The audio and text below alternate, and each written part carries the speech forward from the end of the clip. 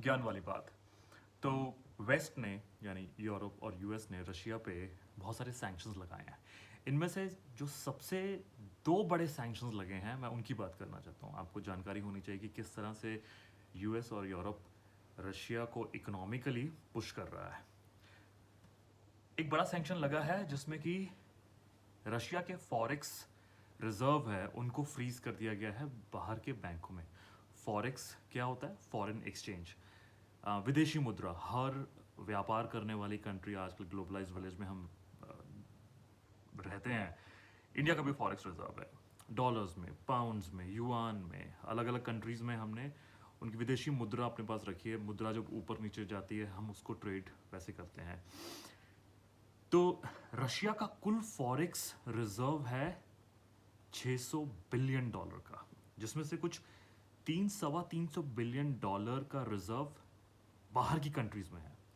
India का भी foreign reserve US के फेडरल बैंक्स में है, यूके के सेंट्रल बैंक्स में है। उसी तरह से यूएस का भी फॉरेन रिजर्व आईएनआर में इंडिया के रिजर्व बैंक में है। इस तरह से अलग अलग कंट्रीज अपना फॉरेन एक्सचेंज या तो अपने घर पे रखती है या दूसरी कंट्रीज में पार्क कर देती है कि आपके वहाँ इतने डॉलर वो हमारे हैं। कुछ 350 बिलियन डॉलर जो रशिया का फॉरेन एक्सचेंज पड़ा है वो यूएस के फेडरल बैंक और यूरोप के बैंक्स में पड़ा है। इनको फ्रीज कर दिया गया है।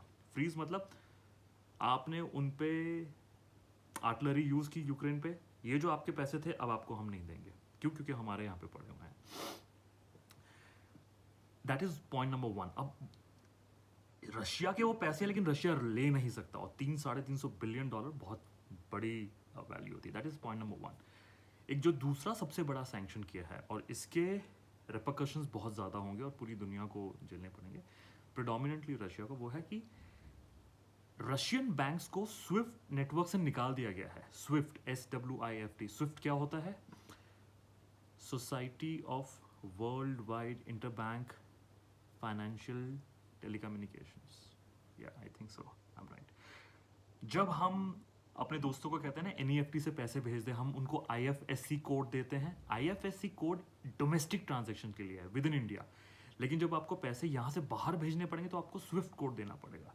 रशिया को स्विफ्ट नेटवर्क से निकालने का मतलब कि अब आप रशियन बैंक को पैसा दे ही नहीं सकते। अब रशिया जो व्यापार करता है, जो अपना कच्चा तेल या गैस भेजता है यूरोप को, एल्युमिनियम दुनिया में बेचता है, तो वो पैसे देते हैं उनको रिटर्न में। अब अगर पैसे देने का जरिया ही बंद कर दिया गया तो इकोनॉमिकली उनको बहुत हिट होगा, जिसकी वजह से रूबल काफ़ी गिर चुका है। इनफैक्ट जिस दिन ये वॉर शुरू हुआ था रशिया का stock market I think almost 45-50% already गिर चुका था। उसके बाद जब ये सैंक्शंस लगाने शुरू किए उनका रूबल और गिर गया, मार्केट और गिर रही है रशिया में। अब वहाँ के जो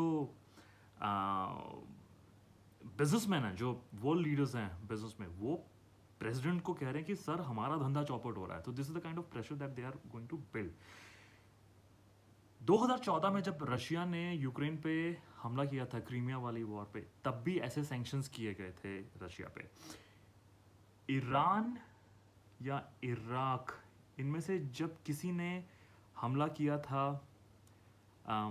ईरान ने आई थिंक, जब हमला किया था पड़ोसी मुल्क पे, तो ईरान को स्विफ्ट नेटवर्क से निकाला गया था और उसके बाद उनका जो वर्ल्ड ओवर बिजनेस था वो 30% गिर गया था। वो कच्चा तेल बेचते थे। अब क्योंकि आपको नेटवर्क से निकाल दिया गया, आपको पेमेंट ही नहीं आ रही है, तो आप you are paralysed. SWIFT network के अंदर आज की डेट में 11,000 बैंक्स हैं। तो इससे निकल पाना मतलब ट्रेड से बेदखल हो जाना। जब 2014 में रशिया के ऊपर ये स्विफ्ट निकाला गया, रशिया को निकाला गया था, काफ़ी दुनिया के मुल्कों ने उसे कहा था कि हम इनको स्विफ्ट ट्रांजैक्शन से निकाल देंगे।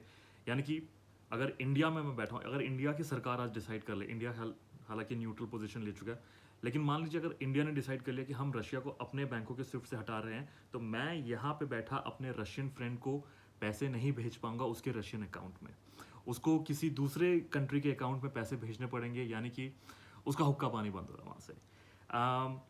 जब 2014 में ऐसा किया गया था रशिया के साथ, रशिया ने स्विफ्ट को छोड़ के अपना ही इंटरनेशनल ट्रांजैक्शन का नया सिस्टम शुरू किया था। 2 अलग अलग नेटवर्क पे वो काम चल रहा था, पर दिक्कत ये आती है नए नेटवर्क्स के साथ कि बाकी दुनिया को भी जुड़ना पड़ता है। अगर आप कहेंगे कि जी हम जीमेल वाला नेटवर्क छोड़ के किसी और पे जा रहे हैं या हम इंस्टाग्राम पे छोड़ के कहीं और जा रहे हैं, आप सबके सब आ जाओ, डिफ़िकल्ट होता है सबको लेके जाना, मैं खुद तो चले जाऊँगा। तो इस तरह ये सबसे 2 बड़ी ट्रांज़ैक्शन है जिसकी भरपाई रशिया को बहुत बड़े लेवल पे करनी पड़ी। अब रशिया क्या कर सकता है? रशिया यहाँ पे सोचेगा कि चाइना के साथ तो सब कुछ चल रहा है ना, तो और चाइना मेरा दोस्त है, तो मैं ऐसा करता हूँ कि मैं अपने पैसे जो मुझे मंगवाने थे वो मैं चाइना मंगवा लेता हूँ और चाइना के थ्रू कुछ एक सिस्टम कर सकता हूँ। तो for every new virus there is an antivirus and for every new antivirus there is a virus. But मुझे लगा था कि आपको जानना चाहिए कि जब हम बात करते हैं कि सैंक्शंस वो किस फ्लेवर में आती हैं। तो ये हो रहा है रशिया को स्विफ्ट से निकालने के बाद। ये थी ज्ञान वाली बात। अगर आपको पसंद आई हो तो प्लीज़ लाइक शेयर कर दीजिएगा, कमेंट बताइएगा कि how did you find this, क्या ये आपकी नॉलेज को बढ़ा रहा था कि नहीं, so that I get to know कि मैं आपके लिए और क्या लेके आऊँ। Take care, bye bye.